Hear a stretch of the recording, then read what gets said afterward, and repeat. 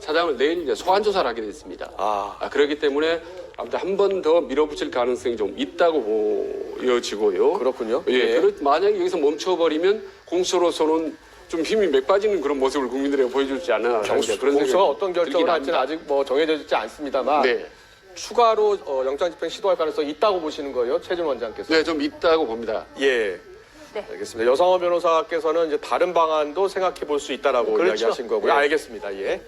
전해드리는 것처럼 공수처가 헌정사상 첫 현직 대통령에 대한 체포영장 집행에 결국 실패했는데요. 현장에 나가 있는 취재기자 연결해서 들어보도록 하겠습니다. 김영수, 김철희 기자 전해주시죠. 네, 고위공직자범죄수사처에서 관련 소식 이어서 전해드리겠습니다. 윤석열 대통령에 대한 체포영장 집행 오후 1시 반쯤 일단 무산이 됐습니다. 공조수사본부는 현장 인원의 안전이 우려된다면서 체포영장 집행을 중지한다는 공지를 보냈습니다. 그리고 법에 의한 절차에 응하지 않은 피의자의 태도에 심히 유감을 표한다고 했습니다. 또 향후 조치는 검토 후에 결정하겠다라는 설명까지 덧붙였습니다. 관련해서 오후에 공수처 브리핑이 있었습니다. 백브리핑 내용은 김철희 기자가 한번 정리해 주시죠. 네, 공수처 대변인이 직접 브리핑에 나서서 기자들에게 당시 상황을 조금 더 자세하게 설명을 했습니다. 관저 200m 이내까지는 접근을 했다고 밝혔는데요. 다만 버스나 승용차까지 동원을 해서 10대 이상이 길을 막고 있었다고 전했습니다. 경호처나 군인들까지 포함해서 전체적인 숫자가 200여 명 정도가 됐고 이 인원들이 팔짱을 끼고 일종의 스크럼을 짜면서 진입을 막았다고 또 설명을 했습니다. 공수처 인원과 경찰 인원을 포함 다 합쳐도 100명 정도에 그쳤기 때문에 절대적인 숫자가 부족했다는 설명이고요. 하지만 최종적으로는 검사 3명만 관저 앞 철문까지 진입을 했고 거기서 변호인 2명과 만났다고 설명을 했습니다.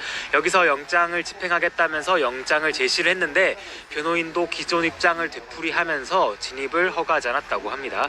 기존 입장은 공수처에는 수사권이 없기 때문에 부당한 영장 집행이다. 이런 취지로 주장을 한 것으로 보이고요. 다만 변호인들이 조속한 시일 내에 선임계를 내겠다고 했고 절차 협의하겠다는 말을 했다고도 전했습니다. 현실적으로 집행하기 어려웠기 때문에 특히나 안전에 대한 우려가 컸기 때문에 우선은 퇴각을 했다고 전했습니다.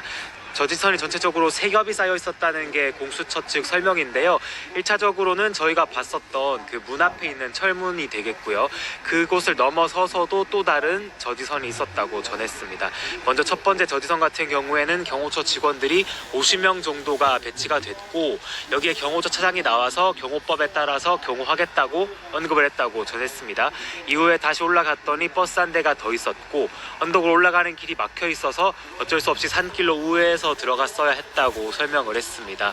1차 철문을 열고 들어갔을 때 버스가 있었다는 건데요. 이후에도 아까 말씀드렸던 것처럼 3차 저지선 그러니까 차량과 버스가 뒤엉켜서 10여 대가 또다시 스크럼을 짜고 있었다고 상황을 전했습니다.